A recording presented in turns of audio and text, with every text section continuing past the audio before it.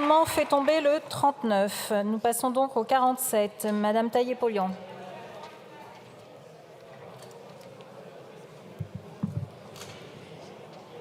Le 47 est retiré, Madame la Présidente. D'accord. Le 46, Madame. Voilà, je me contenterai du 46 pour attirer l'attention de toutes et tous sur la situation de la filière bio dans notre pays, qui, après une forte croissance ces dernières années, traverse depuis 2 ans des difficultés sans précédent.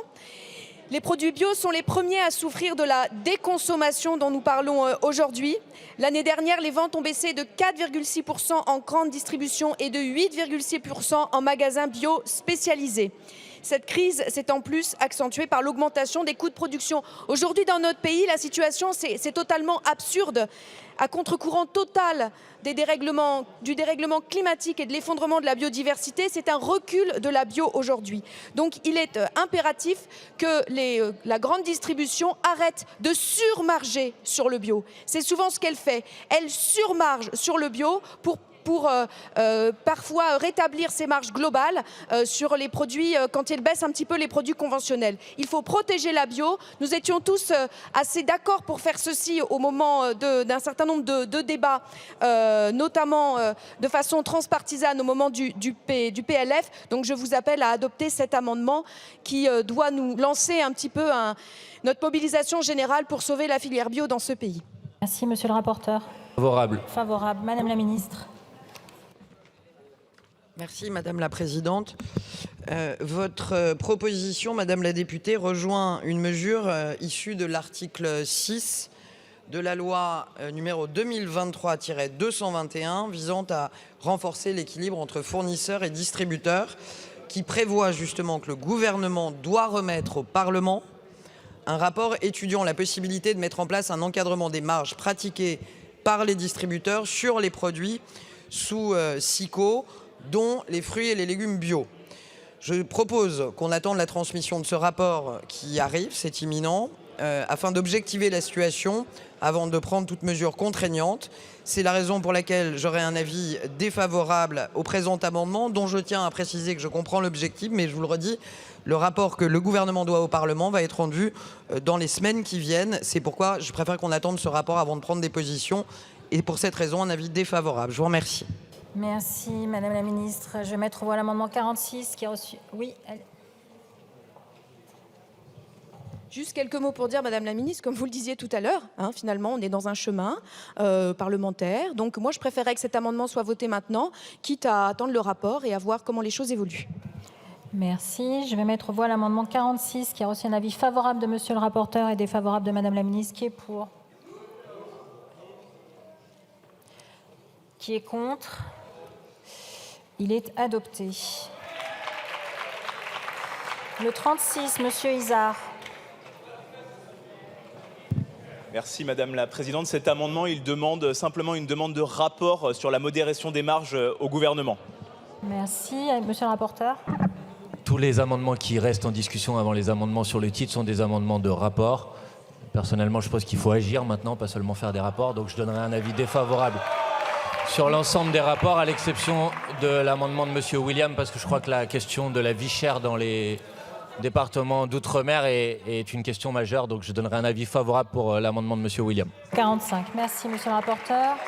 Alors, Madame la Ministre.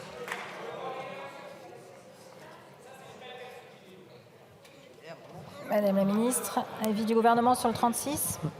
Merci Madame la Présidente. Un bilan du dispositif tel que proposé par l'amendement porté par le député Izard depuis sa mise en œuvre peut être utile dans le contexte qu'on connaît. C'est la raison pour laquelle j'aurai un avis favorable sur cet amendement 36. Je vous remercie. Merci. Non, pardon, Madame la Ministre. Madame la Ministre, favorable? Oui. Alors, je vais mettre aux voix l'amendement 36 qui a reçu un avis défavorable du rapporteur et favorable de Madame la Ministre. Qui est pour? Qui est contre? Il est adopté. Le 43, c'est également une demande de rapport. Donc, monsieur le rapporteur, vous avez dit défavorable. Pardon, monsieur le Izard. Oui, merci Madame la Présidente. Effectivement, il s'agit là aussi d'une demande de rapport. Alors j'entends Monsieur le rapporteur nous dire que la demande de rapport est inutile, qu'il faut agir. J'ai envie de vous dire, c'est presque vrai, c'est ce qu'on vous dit tout le temps.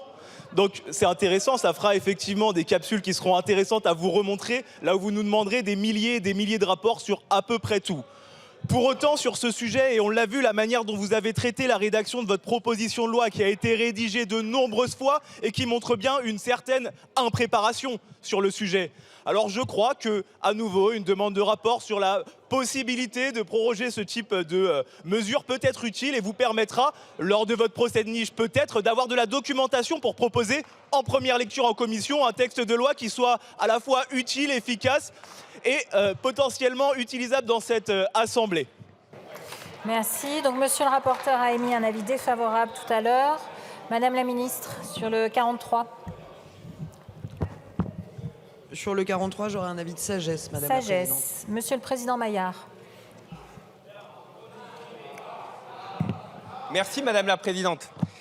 C'est tout de même curieux, parce qu'on a depuis 1 an et demi, toutes les lois, à chaque fois, une centaine de rapports demandés par la France insoumise, en permanence, en disant il faut qu'on aille jusqu'au bout, il faut qu'on sache, on n'a pas d'informations. Là, vous portez une proposition de loi, comme par hasard, où on vous explique que ça ne marchera jamais, comme par hasard, là, vous ne voulez pas de rapport, vous ne voulez pas savoir comment ça va fonctionner, surtout, vous ne voulez surtout pas le contrôler. On comprend bien la logique, donc évidemment, nous, on veut connaître, et donc on votera l'ensemble de ces rapports. Merci, monsieur le président. Je vais mettre aux voix l'amendement 43 qui a reçu un avis défavorable du rapporteur et de sagesse de madame la ministre. Qui est pour? Qui est contre? Il est adopté. Je vous indique que sur l'ensemble de la proposition de loi, je suis saisie par les groupes Renaissance et la France Insoumise NUPES d'une demande de scrutin public que j'annonce dans l'enceinte de l'Assemblée nationale. Amendement 40, monsieur De Fournas. Oui, merci Madame la Présidente. Je suis assez d'accord avec Monsieur Maillard. C'est quand même pas normal de faire de l'obstruction sur les demandes de rapport, Monsieur le rapporteur, et je peux vous dire que je vous le dis, je le regrette.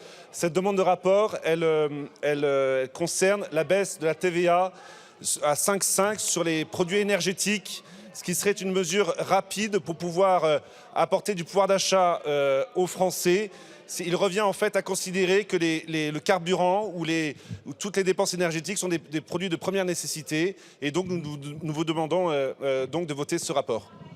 Merci. Donc il y a eu un avis défavorable du rapporteur tout à l'heure. Madame la ministre, sur l'amendement 40.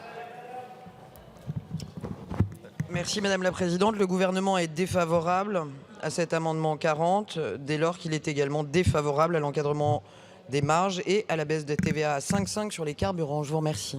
Merci Madame la ministre. Je vais mettre aux voix l'amendement 40 qui a reçu un avis défavorable de monsieur le rapporteur et défavorable de Madame la ministre. Qui est pour? Qui est contre? Il n'est pas adopté. Le 41, monsieur De Fournas.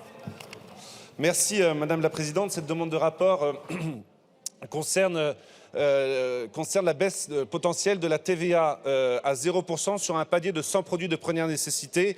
C'est une mesure qui a été mise en place avec succès en Espagne et au Portugal. Vous avez toujours nié, Madame la ministre, le succès de cette mesure. Je voudrais quand même citer Le Monde de l'été dernier qui disait, Le Monde qui n'est pas notre chapelle, Madame la ministre, vous en conviendrez, qui disait que si l'inflation est passée sous les 2%, c'est notamment grâce à la suppression de la TVA sur certains aliments.